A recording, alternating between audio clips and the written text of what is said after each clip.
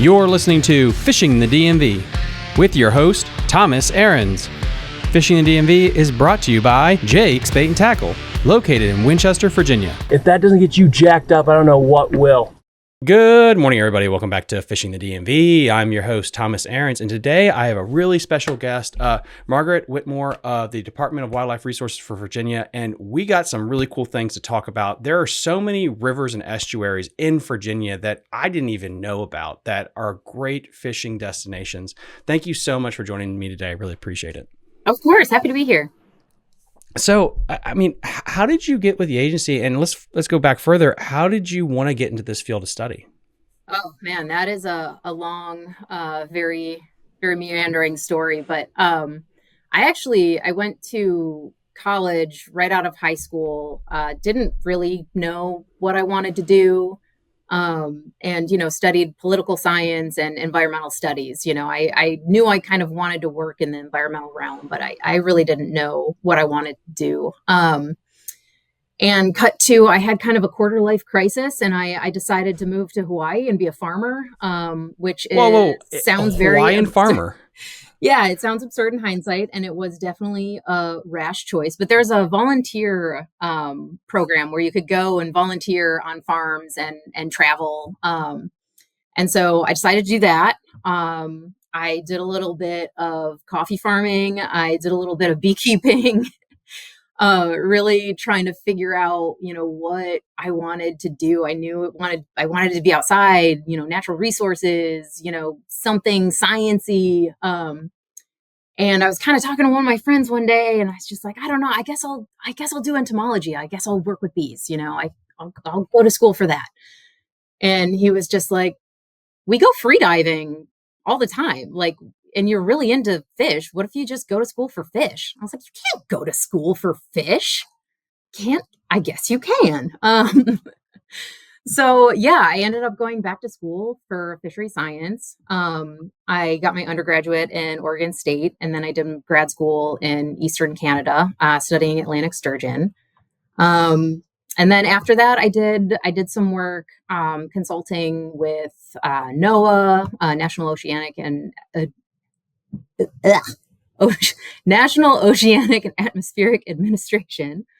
And, U.S. Fish and Wildlife, some different organizations. And I saw this job come up. I was living in Tennessee, and, it's dream job status. I love working in tidal rivers. I love working with sport fish, with endangered species, like sturgeon, different invasive species. I love movement projects, and this job really just hit all the boxes. It's a beautiful area.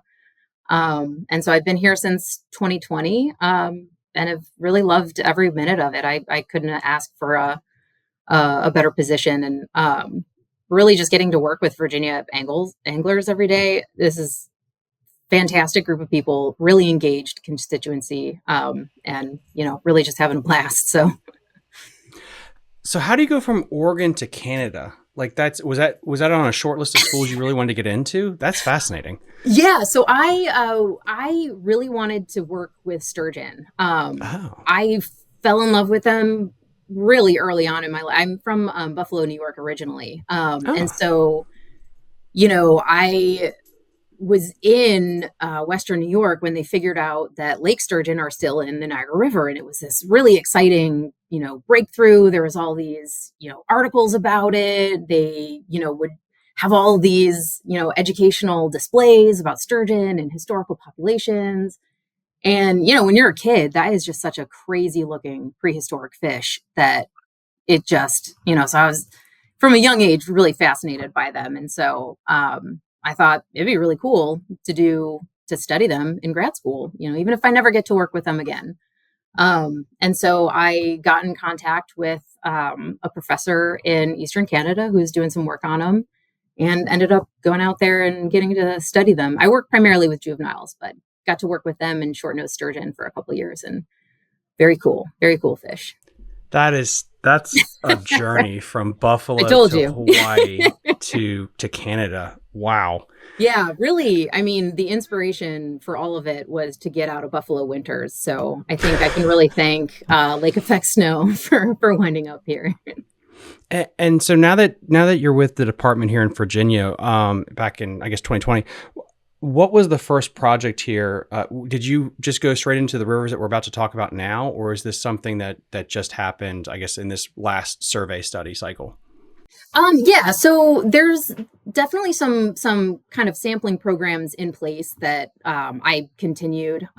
So this was my position already existed, Tidal Rivers Fisheries Biologist. And it's really a coordinator role to kind of bring together and make sure there's consistent management and sampling and projects going on in all of the tidal rivers. Um, they're very similar systems in a lot of ways. All of them also very different.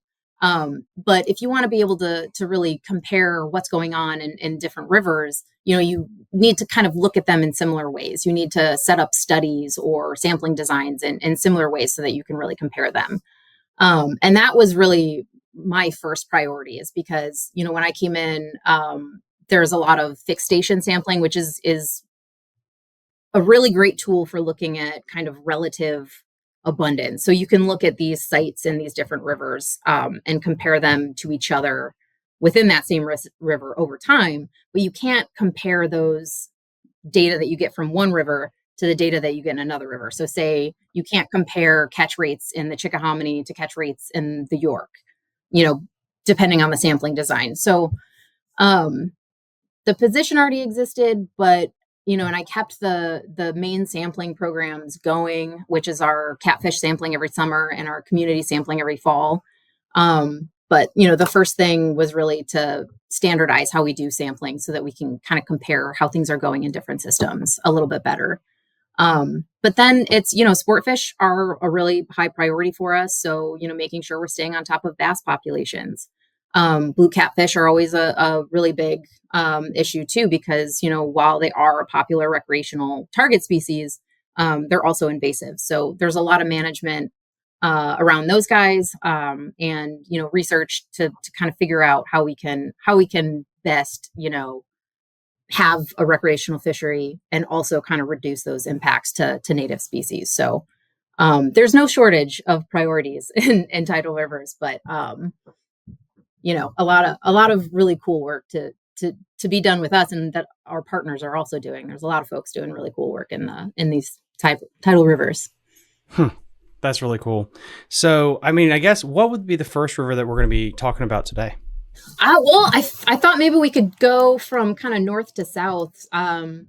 So Mattaponi is the northern tributary in the York system.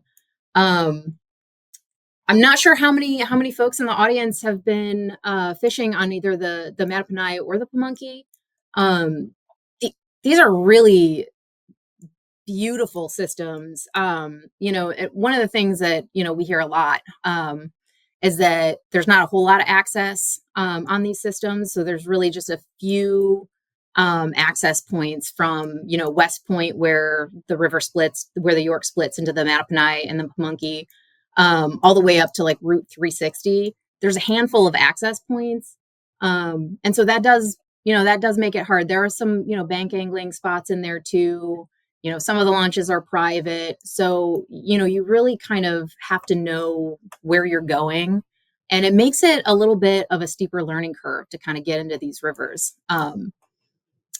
But I will say that the kind of the upside of that is that, these are two of the kind of more major tidal rivers where you can get in there for a day of fishing and you don't see that many other people. So it's really, they're beautiful places to kind of get in, have a really awesome day of fishing, and just get that kind of, you're alone on the water, kind of feeling, just enjoy nature, not have to deal with a lot of traffic, and just kind of be out there and enjoy a day on the water. So that's the first thing I'll say. Just really beautiful systems. Yeah. And then, as you guys can tell right now, if you're watching on YouTube, I'm sharing my screen right now just so you can tell the split here as it dumps into the York itself. So, when you're doing a survey, what time of year do you guys generally typically try to do that for these rivers? So a couple different times a year. So our complete community sampling happens every fall. And so that's where we use electrofishing surveys, and we collect everything we see. So we'll do a transect that's about 15 minutes long. And during that transect, we have netters that are scooping up every species that they find. And so that gives us an idea of, the community composition. So what kind of species are there? And then we'll take lengths and measures of lengths and weights on like sport fish, native fish that we find, minnows we'll count. But it gives us really just a holistic picture of what's happening in the fish community. And so this is one of the main ways that we track like bass populations. So we'll get lengths and weights on all of these guys. It gives us catch rates. We'll kind of track those over time to make sure we know what's going on with the population. Catfish, bowfin, gar, all these amazing native species that we see. And then we'll also do catfish sampling, which is similar. It's low frequency electrofishing, and we do that in the summer.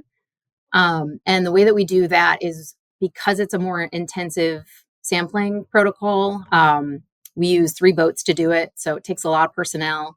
We'll rotate every year what rivers are getting done. So one year we'll do the James, the Chickahominy, and the Pamunkey, and then the next year we'll do the Rappahannock and the York. And so it's every other year rivers are getting done for blue cat sampling.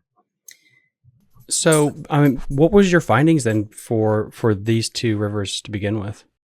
Yeah, so these rivers are really interesting. So they have a lot of species richness, which means there's a lot of different species in these rivers. So you see really nice populations of bluegill, of course, red-breast sunfish, red ears. We'll see pockets of, like blue spot sunfish, really just diverse minnows. But you also see some really nice looking bass, and people don't really think about largemouth bass when you're thinking about the York. Everybody thinks about, the James or the Chickahominy. And I will say these rivers, they're not going to be as consistent as those rivers, but you do get some really nice sized bass. Like every year I'm going to pull up a handful of 5 and 6 pound bass from these systems. And similarly, with blue catfish, it's, you're not going to pull off, a big trophy fish out of every deep hole, but, I'm not surprised when I pull up, a 40-pound catfish if we're doing, catfish sampling in the summer. So, there's a lot of diversity. They're not as rich systems as say the Chickahominy. But there's a lot of, there's not as abundant, habitat. But they are really diverse, really cool systems that offer some really cool fishing opportunities. Anecdotally, when did these fisheries really start to see this influx of size and quantity? So that's the thing, is they're really all over the place. You can look at 1 year. So what's interesting is when we do our sampling, the way that we do it is we'll shock along the shoreline for 15 minutes, and we're scooping up everything. And then we calculate, say, the number of bass that we got per hour, right? So that would be, 1,000 seconds, roughly 15, so you do that math and you end up with catch per unit effort, or the number of fish like per hour. So what you have is an average, right? And at the end of every site, or, when we're crunching numbers, you have the average catch per unit effort, or the average catch rate for the whole river for the whole year, that's made up of all of these different sites, right? What's interesting about these rivers is that the sites just aren't consistent. It really depends. We randomly generate where we're going to be sampling every year. And so it really depends on what areas we're getting into.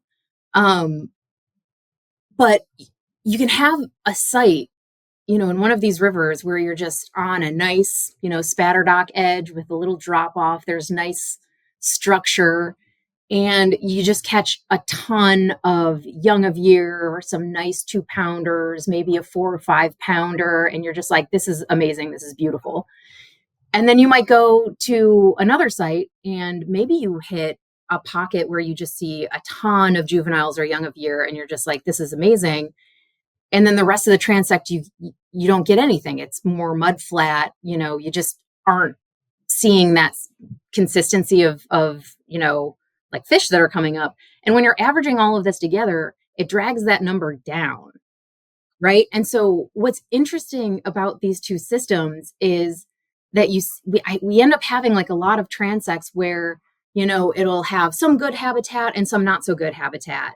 Or, we might tuck up into a little tributary and just find this really awesome, deep pocket up against a bank with some structure. And, there'll be a ton of good size, 1-2 pound fish coming off there, some young of year, like you would imagine, but then, the rest of the transect, you just don't get that much. And so the numbers, and this is, I don't say this lightly because I've really never met a system where this happens so consistently, is it always feels like the numbers that we get out of the Pamunkey and the Mattaponi don't match the quality of the fishery.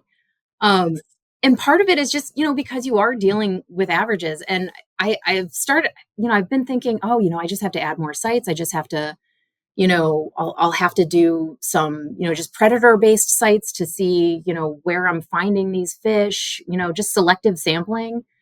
And, I'll get on a transect and I'll say, I'm just gonna go on this until I stop finding, young of year, just to make sure that the juveniles we're having good recruitment. And it's just like a light switch. Turn it on, ton of young of year, and then turn a corner and it's all shut off. And I was talking to some anglers at the Tidal Bass Summit last year, and they said, yeah, don't tell anybody. That's our secret. Yeah, that's just how it is. And so, I'm coming into the system, in 2020. I learn systems for a living. There is always a learning curve coming into new systems, learning what's going on, sampling where fish are staying. But the interesting thing about the Mattaponi and the Pamunkey is it's really clustered in a way that it makes it hard to get to see those kind of good numbers, to see that the quality of the fishery reflected. Because compared to something like the Chickahominy, it's not as consistent, but there still are those really high quality fish in there. You just have to put in the work and really figure out what they're doing and where they're going, and where that, quality habitat is going to stay for them. I had Dan Wilson on the show, and we talked about comparing and contrasting electroshock studies with tournament results, just to kind of get a better, rounder picture. Is there a lot of tournaments that actually either take out around the York River, the Mattaponi, any of these tributaries? So there are smaller tournaments that go out, and like there is in all of the rivers, there's a lot of smaller tournaments. Some of it I've met folks that are just like, oh yeah, me and 10 of my friends get together and we just have we call it a tournament. We go out of Hopewell, and so there are like quite a few of those smaller groups or just even smaller tournaments that go out. I'm not sure specifically in the Mattaponi or the Pamunkey. I hear of them from just, websites and word of mouth. And so that's how I kind of get a handle on what's going on tournament wise. The bigger tournaments, they'll give us, their data to help us kind of get that aspect of what the fishery is doing. So we have access to a lot of larger tournament data. But in terms of those smaller tournaments, we don't really, they definitely exist, but I don't have a great sense of, say like the size distribution or the bag sizes that are coming out of those. Yeah, and I figured with some of these places that are kind of there, it's not the James, it's not, let's say, the the Potomac River to the north of you, where there's so many tournaments going out there. There's just a slew of data you could pick just to say like, okay, this potentially could be the high end. The York River itself, though, is interesting. I have so many people that come on the show that talk about it's a sleeper river in of itself. It really is. Yeah, that's a good way to put it. Yeah. Is there, and I know this kind of branching a little farther out of what we're going to talk about, but is there a lot of boat ramps there if people wanted to access the York itself? Yeah. So there's not a huge amount. And so, you know, the access isn't great. West Point, which is where the Pamunkey and the Mattaponi kind of split off, is probably your best bet, like lower down. It's a good boat launch. And the Mattaponi, there's Walkerton and Melrose further up.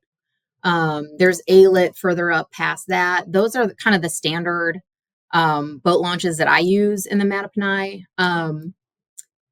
You know, and bank angling, it's, you know, you can throw a line in the water at some of those spots, and there might be, I'm sure that there are some private launches and campgrounds that I'm missing here. You know, again, because, you know, I go in there to sample, I kind of have these spots where I'm like, well, I can access these sites from here and these sites from there, so I kind of get into a rhythm with where I'll launch from.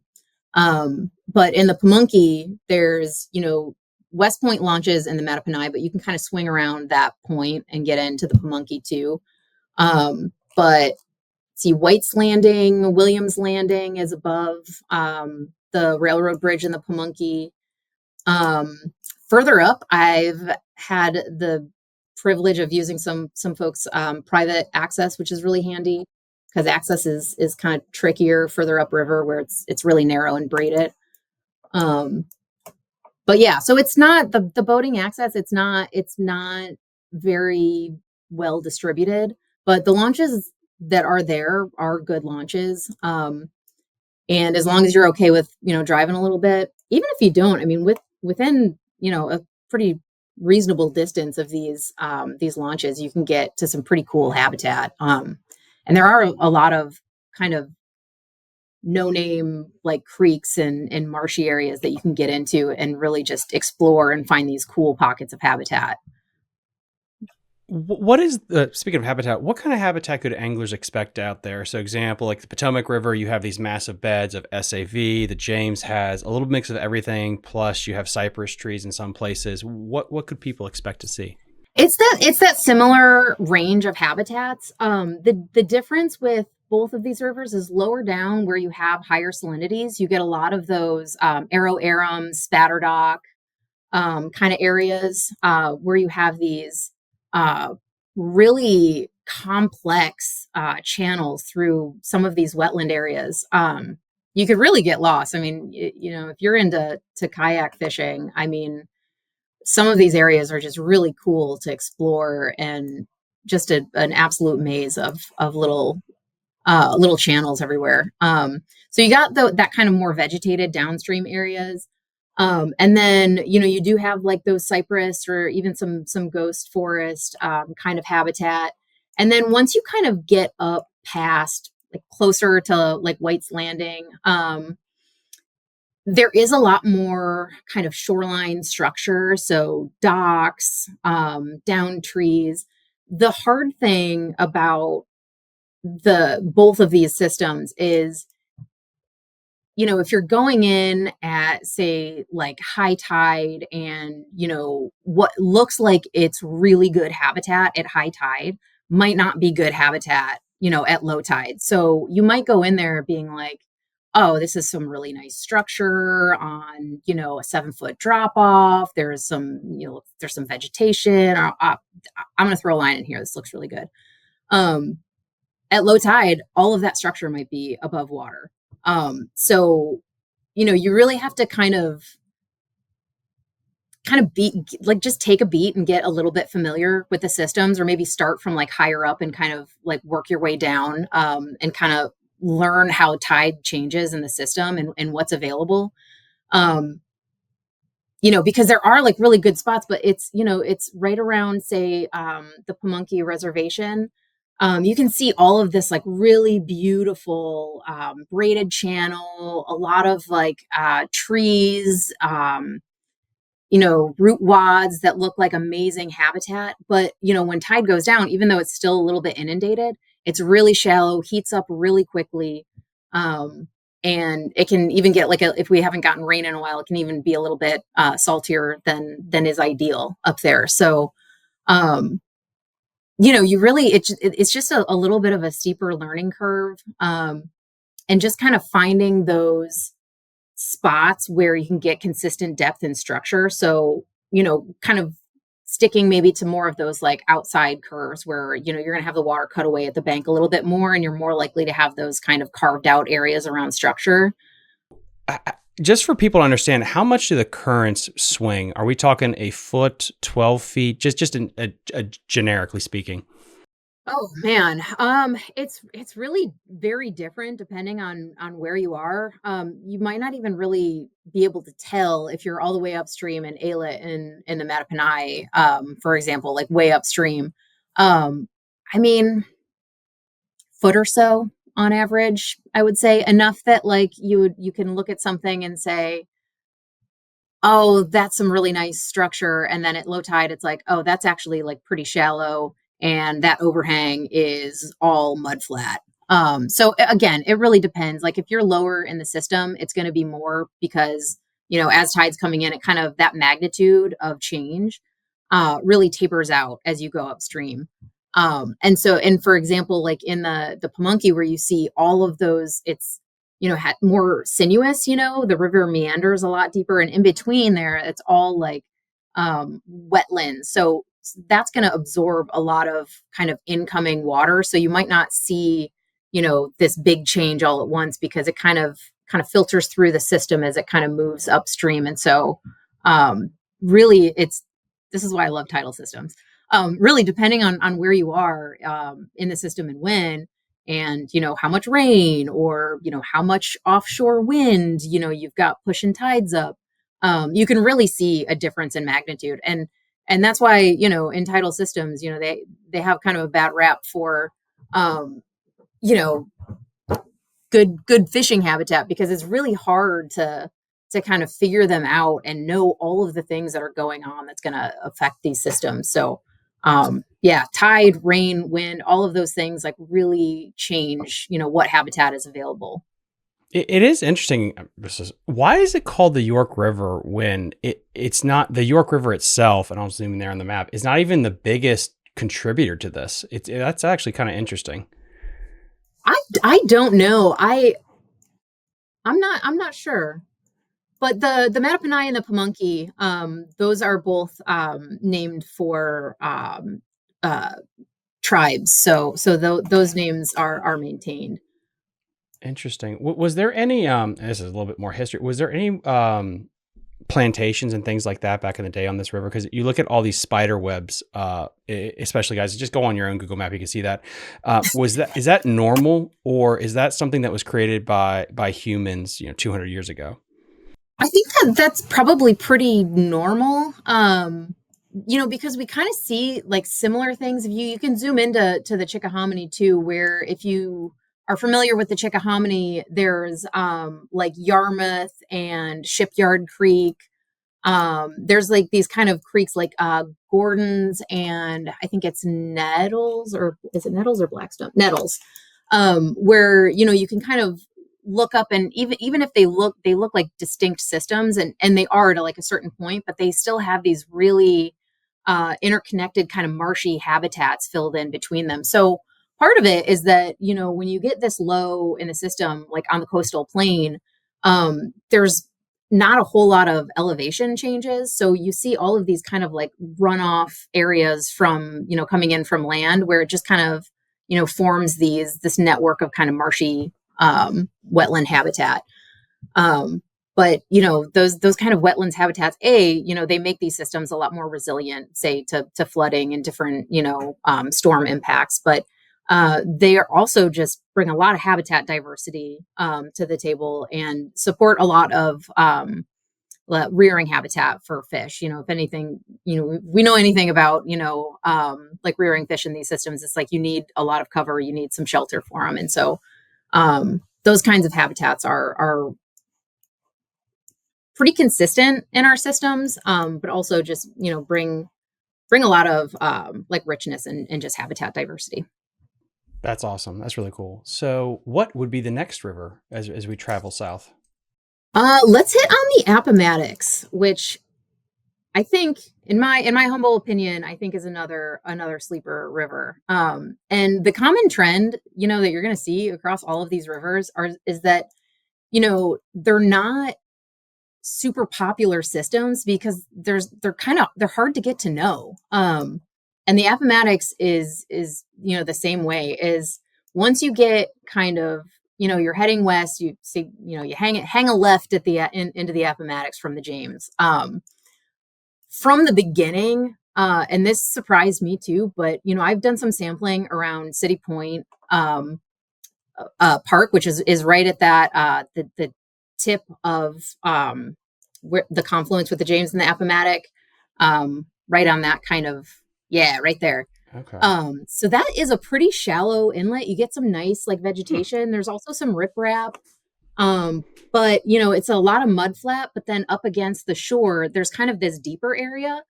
Um, and one year I decided to sample it just because I was like, well, I don't know really what's over there. Might be nothing, might be something. And so did some transects, and it was one of the most diverse sites I've ever sampled. We got walleye, we got a smallmouth bass. Both of those are Really? really Huh. weird and rare to find in tidal rivers. Yeah. But just an amazing diversity of minnows, really good sized bass. We got mullet. We got I got a puppy drum there one year.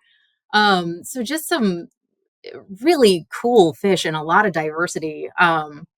But yeah, there's some good access in there. The Hopewell Marina is right there, and pretty accessible to all of these other areas. And then once you kind of get past the 295, the channel gets really braided, and there is a channel that they have ships coming in and out of there. So there are channel markers in the main channel. Once you kind of start tucking into the braids, um, really beautiful habitat, a ton of vegetation, a ton of structure. Um, but it's there. Some of these spots, low tide comes and you're just really trying to push through 6 inches of water. So it's one of those things where it's like you really want to get to know. You want to make sure your bathymetric maps are up to date for sure. But you can kind of just explore again. You get that feeling where you can kind of feel like you're isolated on the water. You just like, you in the great outdoors, you don't always see that much traffic. Really beautiful systems, a lot of diverse habitat. But again, there's some of these braids just end up really petering out and getting super shallow, surprisingly quick. So I I just learned something. I didn't know that was the Lake Cheston was its headwaters. I did not know that. yeah, Interesting. yeah. And that's, I mean, and that's probably where the walleye came from, so it's one of those things where Oh, it's like, might have come from Cheston. But yeah, there's just, it's a really cool place. I was pretty intimidated by it when I first started sampling because, when I came here, I'm getting to know these systems. My bathymetric maps were not up to date. And so, I'd find myself on a mud flat or be like, oh, I'm just going to cut through this little channel over here and see what's over here. And okay, no, I'm not. I'm going to back out of this slowly and try not to ground myself. So, it's, the channel is dynamic and shallow in spots, but um there's also you can find these kind of like secret spots that aren't on your maps, where there's plenty of these areas where the flow kind of like cuts against the bank, and you got like some really nice shoreline structure, and all of a sudden you're in 3-4 feet of water kind of going along this bank, and then boom, it drops to 15 feet, and there's just a giant catfish sitting in this hole. So, doing our community sampling, this was probably every year I sample the I sample the Appomattox. I kind of come out with a story of like, oh my God, and then this happened. This crazy huge fish shot up. And so actually last, not 2024, 2023, I was working a bank not too far upriver from Hopewell Marina, and, it was just kind of normal shoreline, a little bit of structure, 3 to 4 feet deep, two maybe at the bank. reasonable amount of structure. And then there's this kind of like cuts in a little bit, just like this really kind of small, just little bay. And it just drops down into like 6 to 10 feet, not a huge drop off, but all of a sudden this huge flathead catfish pops up. And I mean, it was just tickled by the electricity. It was so huge. I mean, everybody on the boat was like, we all saw that, right? That was like a 65-pound flathead, right? And I mean, we could just see, the caudal peduncle, which is like that big part before it goes into the tail fins, the caudal fin. And that's kind of my gauge and what is a truly big fish, because that's beefy. Sometimes you get a fish that is just, has had some snacks and you're like, that's a big fish, but that kind of like standardizes size for me in my brain. And it was a big fish. And, the year before that, had been in the Appamatics, found one of those really cool spots on accident where the water had just kind of carved off this like 15, 20-foot hole right up against the bank. And, so we're shocking, getting a good number of fish, a lot of catfish, smaller sizes, white perch, gizzard shad. And then, we hit this hole, wasn't on the map, and we just see 40, 50, and probably a 60-pound blue cat just pop up. And there was like some brushy like cover over part of the channel, further down. And so we couldn't even see the other fish that were coming up, but we could just see these big catfish heads just kind of poking up as they were reacting to the electrofishing. And so I think one of the things that's really exciting about the Appamatics is that, you there's just those spots that are unpredictable, and you get this sense of kind of like just more discovery when you're going into this. You just don't know what to expect. And, yeah, I really like that. I think, I definitely used to fish. And when I started working as a fish biologist, I didn't fish so much. And I realized that, the thing for me is the unknown, the like, oh, let's go in there and see what's there. And it's really efficient with electricity. Oh yeah. But yeah. I get that same, like excitement of like, oh, what are we going to find here? Like, let's run this transect. What are we going to see? And I think, the Appamatics and also the Mattaponi and the Pamunkey, these kind of rivers that you don't hear as much about, they have that level of excitement where you're just like, oh, I don't know, not everything is mapped. I'm not totally sure what's there. How far can you navigate safely up the Appomattox, or have you ventured? Pretty far. It's, I mean, again, if water is like really low, if you haven't gotten a bunch of rain, it definitely gets harder to navigate. But you can go pretty far up, Swift Creek, some of these like smaller areas. I've gone, let's see, there is this one channel. So if you're looking up a river, it's like to the left, or if you're just looking at the map, it's like this channel that's like further to the right. That's like I think it's a constructed channel, but it's like dredged and they use it for shipping. So that's like pretty consistent. Okay, so you're safe all the way past 95 into Petersburg then. Yeah, but it's like, if you're in some of these like just braided areas, you just kind of gotta go where the depth is there. It's hard to kind of look at the map and say this, this channel, not this channel.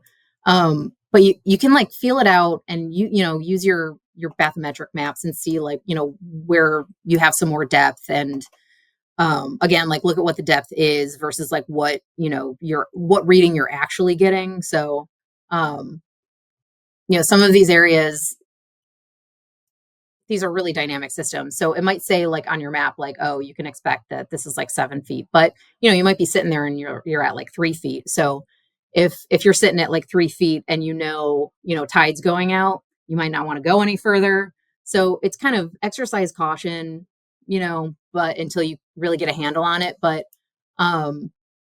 yeah, you can navigate a lot of these spots like pretty far up, and you can just again find these really cool pockets of habitat. Do you think the largemouth in the Appomattox system, do they spawn there, or do you think they leave to go to the James proper to spawn? I think they probably spawn there. Yeah. You get like a lot of there's a lot of like habitat diversity there. It's, a lot of the similar kind of like mud flats with vegetation, um yeah. So I would imagine that they stay in the Appomattox because it's also like this area, it's not that it gets like too salty. I mean, usually the Ben Harrison Bridge at 156 is that's kind of what people would consider like the delineates like tidal fresh. But of course, like, everything depends on rain and wind and storms and all that kind of stuff. But um That there makes is sense. movement Yeah. like yeah, there is movement like in and out of the Appomattox, but I do think that probably if fish are spending most of their time in the Appomattox River, they're also probably spawning there.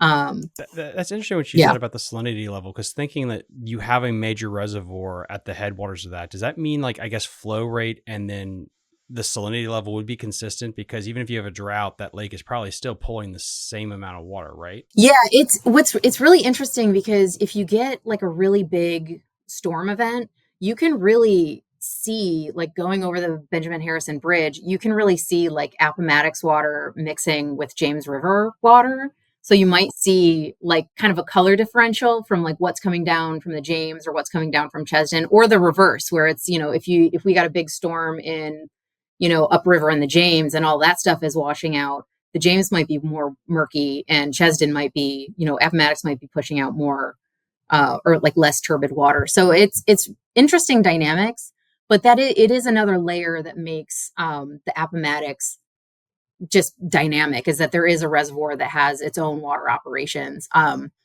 I'm not I should probably know more about like what those operations are in terms of flow.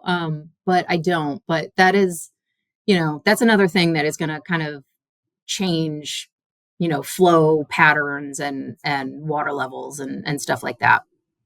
Is there any effect with the data when you have that major marina where so many bass tournaments go out of? Because I guess they're bringing in so many fish on a yearly basis.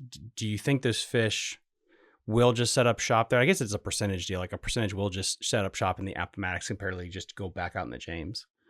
Yeah, so that's an interesting question because we actually looked at that between the James and the Chickahominy, Hmm. specifically because there was some concern from anglers that you have big tournaments going out of Osborne and people running up into the Chickahominy to fish, and so there was a lot of concern over if taking fish from the Chickahominy, driving to the James for the weigh-in and then releasing them in the James, if it was really affecting the Chickahominy bass population.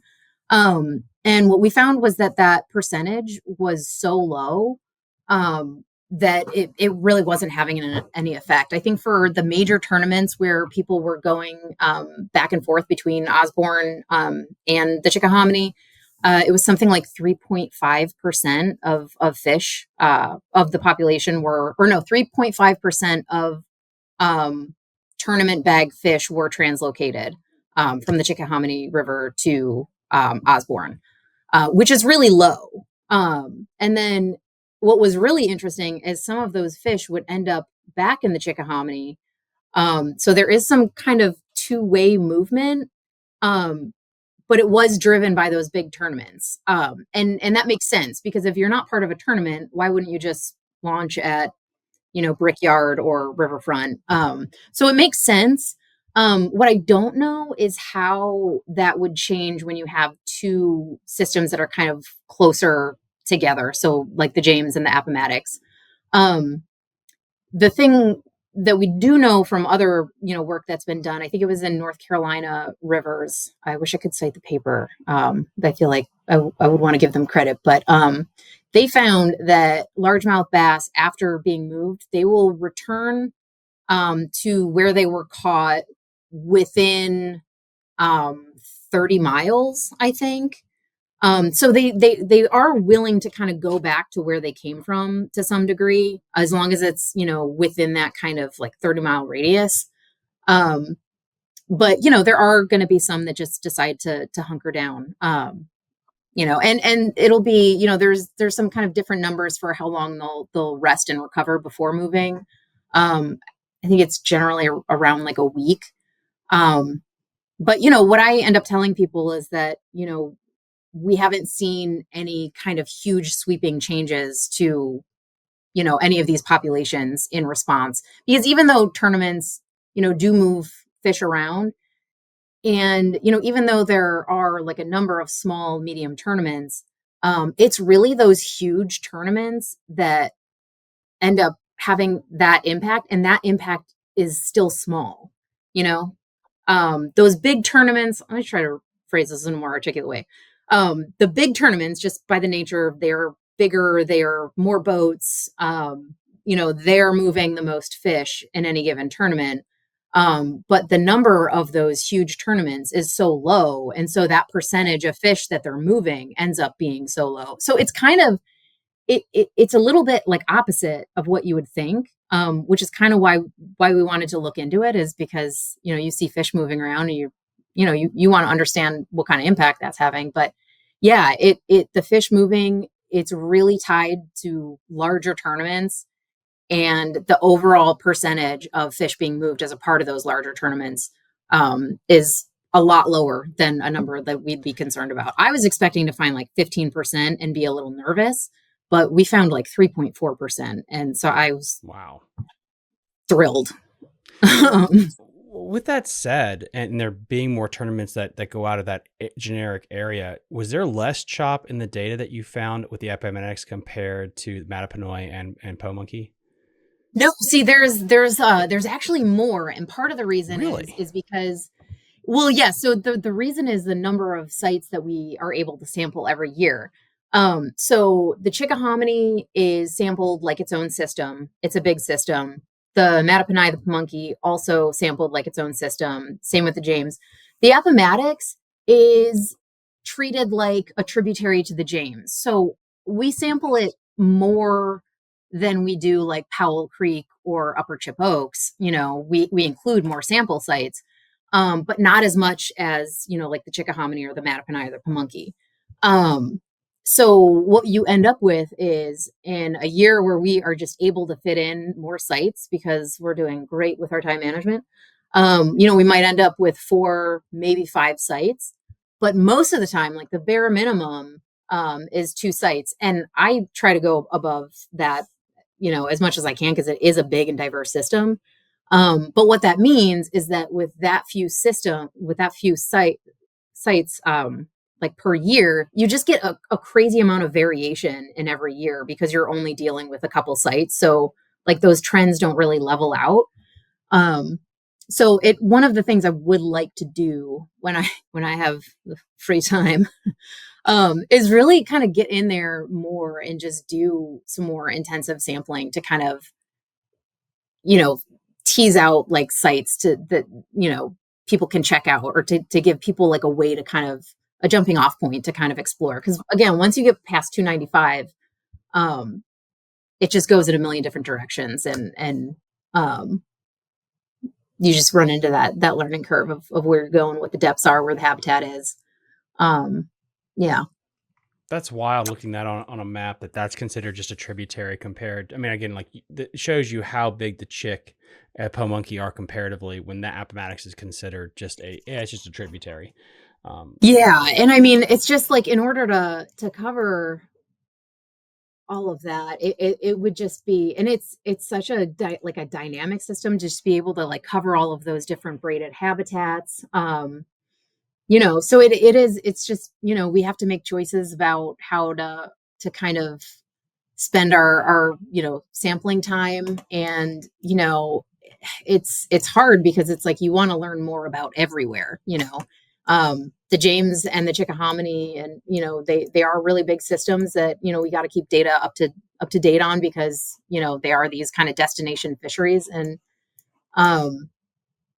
that's one of the reasons that I worked on kind of standardizing sampling effort, like across all of the rivers, so that, you don't really get pulled in one specific direction over another. You have to kind of treat every river equitably and make sure that you have data on everything. You're not just kind of getting sucked into kind of concerns over one river versus the other.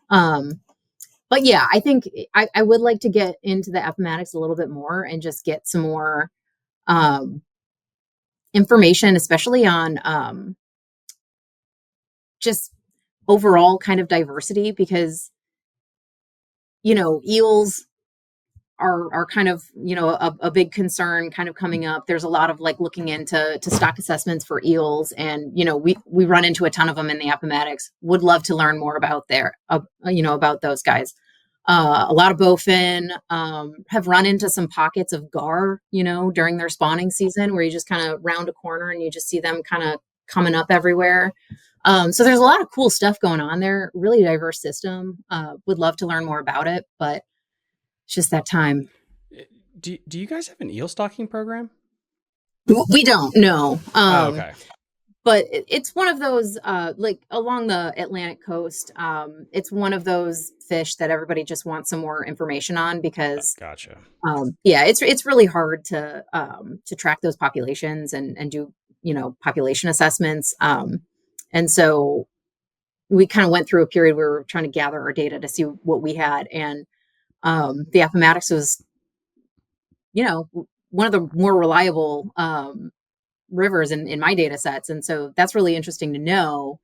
But again, you have at most probably like 4 or 5 sampling sites per year. So it's really hard to kind of tease out, is that a system wide thing, or did we just kind of happen on those, those spots when we were sampling? So, Well, yeah. when we talk about the sampling sites and you going out into the field, are we talking about one boat, multiple boats? Like, how big of a crew are you taking to the Appomattox to get this data collected? Yeah, so that's a good question. And it really depends on the sampling type. So for community sampling, that is just the shock boat. That's me and 2 people netting fish. So it's a pretty, small operation. It's again, with community sampling, we want to get as much coverage as we can. And we're talking about, the James, the Chickahominy, the York systems, the Pamunkey and the Rappahannock. We have another biologist that covers the Rappahannock and the Pamunkey. But every fall I have to, it's on me to, cover the York, the James, and the Chickahominy. And so, trying to get as much data from every system as you can, within a pretty narrow time window where hurricanes have a real knack for showing up. Yeah. You can run into unexpected time delays. Like this past fall, I was not able to do a whole lot because the hurricane ran through, temperature dropped very quickly. Fish either went holding into deeper water or went up to seek shelter in the tributaries, and I kept going out there to see, what is the temperature doing? Are the flows down? Are the water levels down? Are the fish, kind of back where I would expect them to be? And no, so we really ran out of time last season after the hurricane. We got a little bit in beforehand. But you only have so much time. You're trying to collect all the data you can, and then you kind of run into these unpredictable events that, impact what you're able to get done. So, So if you collect your data, I mean, and when I talked to Odenkirk about this when I did his show, and we talked about Aquia Creek, and like some years you just have so much SAV, you can't really get good information, good data. Do you put an asterisk by that for that year? How does that work because there are so many variables you could in theory add to the study. It could it could go crazy. So how do you document that? Yeah, so that's a really good question. I do put an asterisk next to data during, hurricane years, because we saw this in, I believe it was 2022, the fall of 2022, where we had similar issues, where, we got in a little bit of sampling beforehand, hurricane came through, dropped the temperatures like 10 degrees overnight. And even though we got back out to sample, the fish just weren't there. So you're looking at, these, catch rates for this year, and they're all really, really low. And unless you're really considering flow and, weather when you're having that conversation, it looks like, this population just tanked, in 2022, any population. I mean, I think we really only got a bunch of gizzard shad and white perch mostly that year. It's not a great data year, but yeah. So I definitely do. There's ways to, so like when you're going through and you're using a model to ask, whatever question about a population, you can bring in environmental variables like flow or river height or, all of these different things. And that will really kind of like tell the model like what, or the model will tell you really like what impact that is having on the population. And so if you were to model like largemouth bass population against, river height or discharge or something like that, of course you're going to see an impact. If, when you're having like really fast running water, you're not going to be able to capture as many fish, either because they're not there, because water's moving too fast, conditions aren't great, or because it's really hard to see them even, when you get certain water conditions. So yeah, there's a lot that goes into it. But again, like the reason that we kind of switched to this more like randomized sampling design is because it allows you to really bring in a lot more variables to see like, what's impacting like your sampling efficiency. So. And that's important for people that are listening to this to keep in mind that, when you're up at the dock, just because someone says the fishing is down or bad, doesn't mean the population is gone. There are so many other reasons why the fishing could be poor that year, besides that there are no bass or catfish or what have you left in the fishery that year. And talking to everyone there at the department and seeing all these studies, you can see that to where it's like, yeah, but this was different and this was different. And it's so many little things that you could pick thread-wise, rabbit holes you could go down, which is insane. Yeah, that was what was really crazy about 2022 is I think that was Hurricane Ian, but that actually washed out, pretty quickly. But the water temperatures really didn't bounce back until a ways after, and so you really didn't see the fish return like you would expect. And so say somebody was coming from out of town to do, a tournament, and they didn't know about the hurricane. This just seemed like a normal, beautiful, sunny day. The water's perfect, and they just cannot catch a fish to save their life. Then it's like, oh my God, what is happening to this population? But I know that, you had this huge temperature fluctuation and flow fluctuation, and that, they're probably just holding in deeper water for winter, or we're seeking shelter elsewhere. So, yeah, it is hard, but it's also, it's tough if you're an angler, conditions look beautiful, how do you know, like how long it takes fish to return to an area, or if they will, so it's just, and it depends on the system too. So there's a lot of variables. I feel like this is where I should make a really bad, like it's called fishing not catching joke. No, it's true though. There are so many variables that go into it, and again, like I just know from hearing the chatter on the James, the Potomac River, the Upper Bay, the three big hot spots. It's people want to complain when you have a down year, and there's just so many variables that go into it. Is the ASCV too thick? Is it cut back? It's hard to then like lock into like, does this place need like draconian measures, or is it just give it some time and a couple more years and you'll see the data will pan out that everything's fine? It was just a weird blip. Yeah. And it's, I think from on both sides, if you're a biologist or an angler, if you're seeing like really low numbers of catch, or you're not seeing like a lot of like juveniles, or you're not seeing a lot of SAV or something, it's really hard to hear, well, let's give it time. And I've been through that on some of these systems where it's like, well, I'm not seeing any juveniles. Like I am concerned here. However, the SAV was really, really thick. So, they're probably popping up and I just can't see them, or I just didn't happen on any of, these, really, really big sites for them. So it really cuts both ways. I mean, I don't really think there's a biologist here that, if you come up with bad numbers, there's not something going, oh God, we'll see what happens next year. We'll do some more sampling, but nobody feels good about it. But, we just have to be able to trust the data and, know what the trends are doing. And, populations don't crash overnight. So it's usually something that you can come back from in time. So I think that takes us to the legendary chick, correct? Yes. I wouldn't call the Chickahominy an unknown river. But yeah, it's just really consistently strong fishery across the board. It's a really rich system. There's a lot of habitat. Um, the tributaries are their own kind of just habitat gold. Yeah, there's a reason it's a really popular fishery for sure.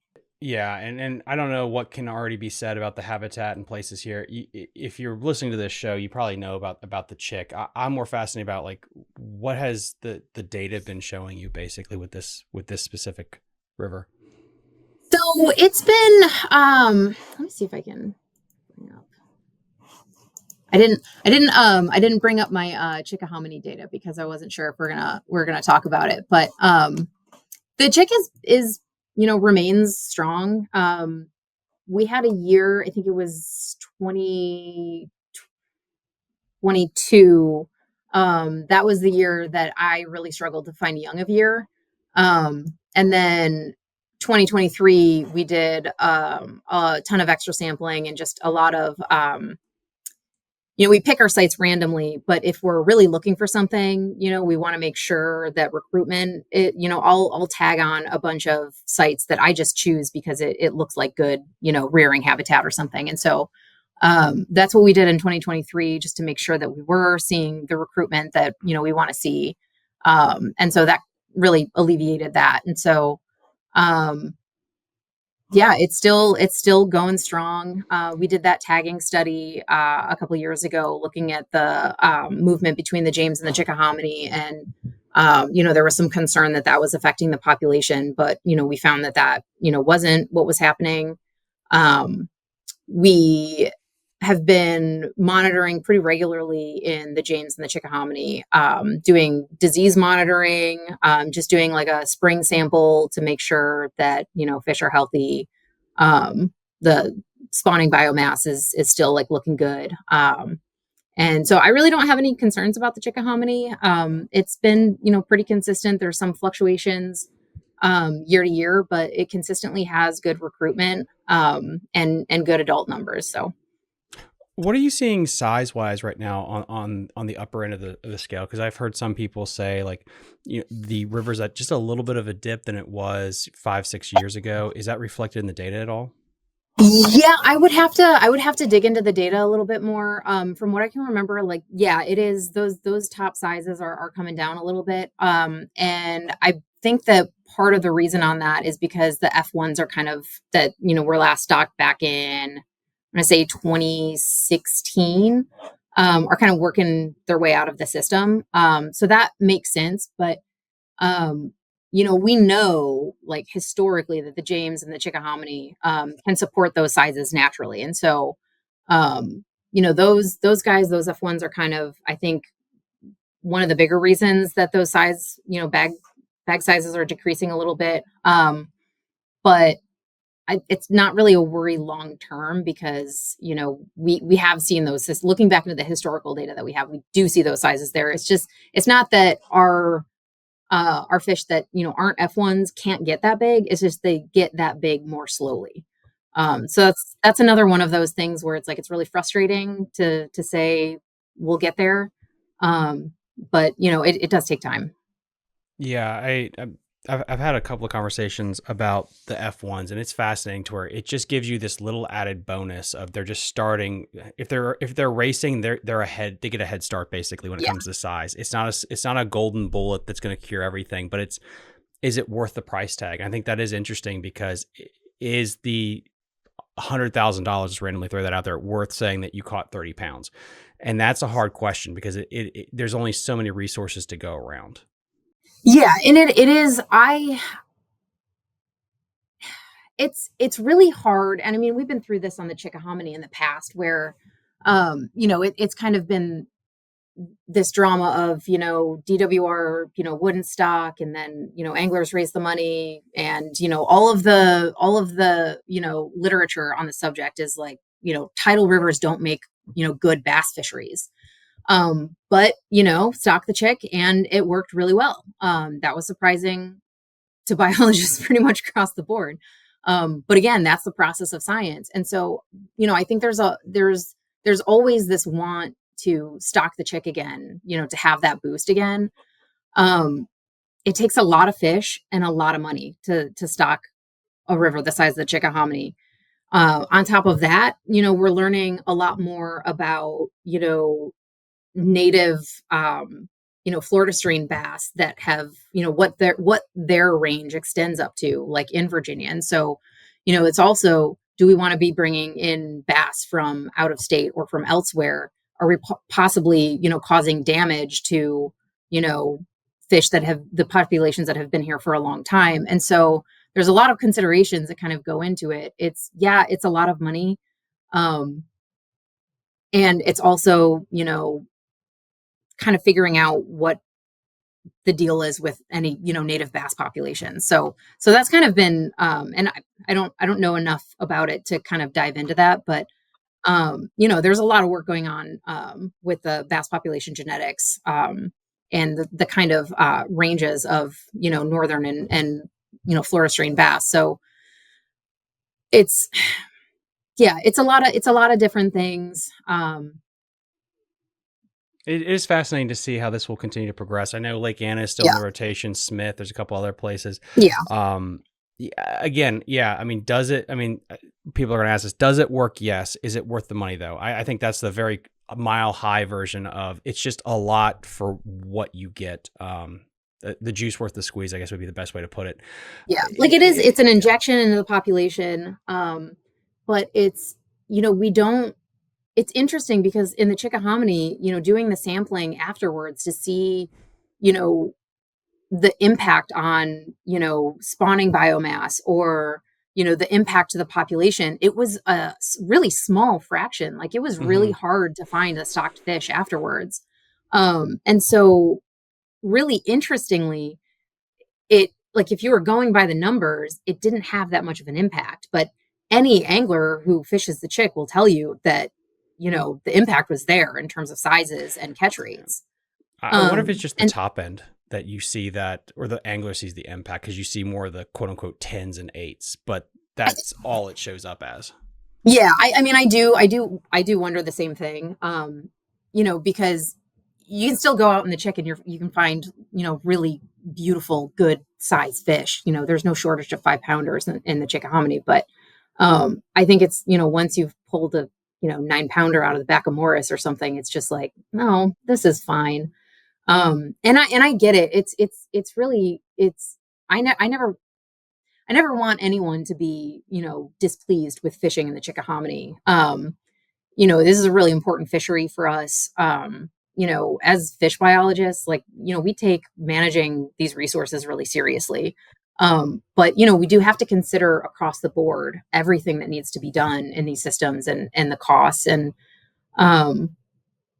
it's not always tenable. And in these tidal systems too, it's, we're running up against, invasive species and all of these other things that it's hard to kind of think through, stocking 1 million largemouth bass in a system where there's also, a ton of, blue catfish waiting to just snack on all those fresh additions. So,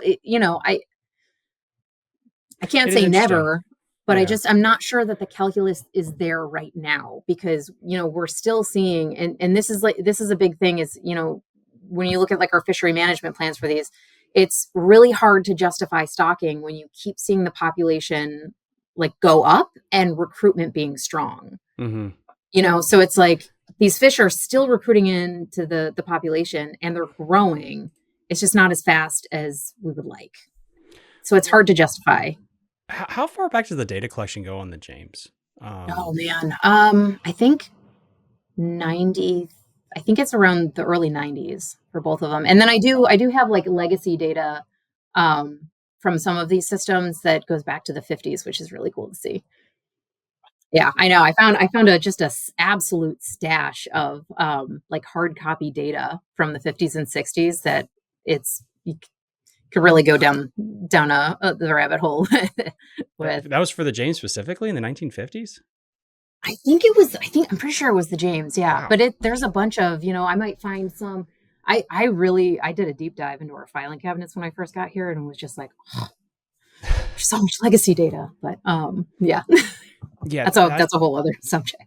yeah, when I had Gary Martin on the show, we were talking about the Potomac River, the Chesapeake, and we talked about how like, well, the river used to be on fire because the environmental stuff was so poor. And it's interesting that we get so zoomed into the year to year on, okay, the river's down a little bit compared to 2016, but then when you zoom out to the 90s, and it's like, well, it's a little dip. It's a little dip compared to the last 20, 30, 40 years. Yeah. And I mean, it's what's wild to me is I think this was at the Bass Summit last year. Somebody was telling me about, I think it was back in the 90s. He was saying that, he would pull 8 and 9 pound largemouth bass out of the Pianka tank. And I was like, what? So it's, I mean, we know they can get that big. We know these habitats will support them. Might not be at the numbers that we want, and it might not be as fast as we want, but, we know these systems are capable of supporting like good trophy bass on their own. How high of a salinity level can a largemouth actually stand? Has that ever been documented? I'm sure it has. I'm not sure what the exact number is, but let me see. I can't remember where it was. It's down. Where was it? It was below Wilcox Wharf. I want to say it was down around. It was above the Jamestown Ferry. It was probably somewhere in the Claremont area. So like just upstream of the confluence with the Chickahominy, and salinity was pretty high. It was in the range of like 5 ppt, which is borderline when I should maybe not be shocking. But I did anyway because I was curious. And I found it was just several, not huge bass, but several just like 1 to 2 pound really washed out bass that were just doing fine down there. And I was really surprised to see them. I mean, they were on that kind of shoreline structure where, you would expect to see them if you're going to see them. But yeah, the salinity was just way higher than I would think. And so it's, generally when you're talking about freshwater fish, there's an amount that, they can handle. And then there's an amount that will kill them. And so, their tolerance limits, it might not be ideal for them, but they might be able to like, hang out somewhere and wait for tide to go out or something like that. But I'm not really sure what that number is. Yeah, it's interesting to me because again, when I was a kid, they always said like you don't get big fish in tidal estuaries and stuff, and they really can't handle salt. But then you look at the James River, Albemarle Sound, the Chowwan River right now, North Carolina, like 8, 10, not. It's insane that it's all happening now, and maybe it's because of social media and we can collect data. But why does it feel like everything's really on the uptick the last 5 or 6 years? I don't know. I mean, in my experience, like in these waters, I would expect to see I'd expect to find bass in some of these saltier areas. Like I'm not shocked, but they're not big and their color might be like a little bit washed out, but they're there. But I'm not sure. I'm not sure if it's like a social media thing or people just like sonar. They're just better at finding fish. I'm not sure. But yeah, it's interesting because before the Chickahominy was stocked, I mean the common knowledge was just like you're never going to have a destination bass fishery in a tidal system. They're just too dynamic. I mean, and they are. I mean, you have like storms come through that wipe out all of the SAV. I mean, how that's all of the rearing habitat, and so. It's weird to me that like the Chickahominy seems to be a little bit more resilient to that. And I'm not sure if it's because it's like a north-south orientation more than like an east-west orientation. So it's more protected. I've kind of wondered about that. But it supports a lot more like vegetation, a lot more like habitat diversity than say like the main stem James. Because the James, I think like a lot of the really quality like bass that you're looking at catching, it's not like in the James proper. It's in like these, it's like tributaries also like Powell Creek, Herring Creek, Queens Creek, which is a smaller creek. I think it was my first year here, and I was working with one of the other biologists, and we pulled up 2 8.5 pounders and a 9 pounder out of Queens Creek. Was wild. And it was in one run of just like overhanging, beautiful, like wooded habitat. And so, it doesn't, even some of these smaller tributaries to the James, like you just get back in them and you can just stumble on a really beautiful sized bass. So like Flower Dew 100 Creek is another one. There's just, but in the main stem, it's really, unless you're further upstream, like in the kind of more narrow, like tidal fresh, narrower channel habitats, it's more the tributaries than it is the main stem. We've covered so much, and this has been fascinating to really learn about everything from the York tributaries, the Chowan. Thank you so much for coming on and being able to break down all this information. Is there anything that we forgot to mention that we should? Well, I would be remiss if I didn't mention that, we are still looking out for Alabama bass, in the James and the Chickahominy systems. So, if anybody is out there fishing and you catch an Alabama bass, reach out to us, let me know. We haven't been turning them up in our samples. But I know a few folks have caught them, and that's just really good for us to know about. And the same thing goes with snakehead. So, we really want to know if you turn one up in, the York, the James, the Chickahominy, the Appamatics. That's something we really want to know about. So I'll just put that PSA out there. And then if you guys need that information, there'll be a link in the episode description to the DWR's website with all that information and the number that you need to call for that. As always, guys, please do your due diligence out on the water. If you see something, make a note of it, take a picture, and get it to the proper authorities. And we'll see you guys next time on Fishing the DMV. Bye. You're listening to Fishing the DMV with your host, Thomas Ahrens. Fishing the DMV is brought to you by Jake's Bait and Tackle, located in Winchester, Virginia. If that doesn't get you jacked up, I don't know what will.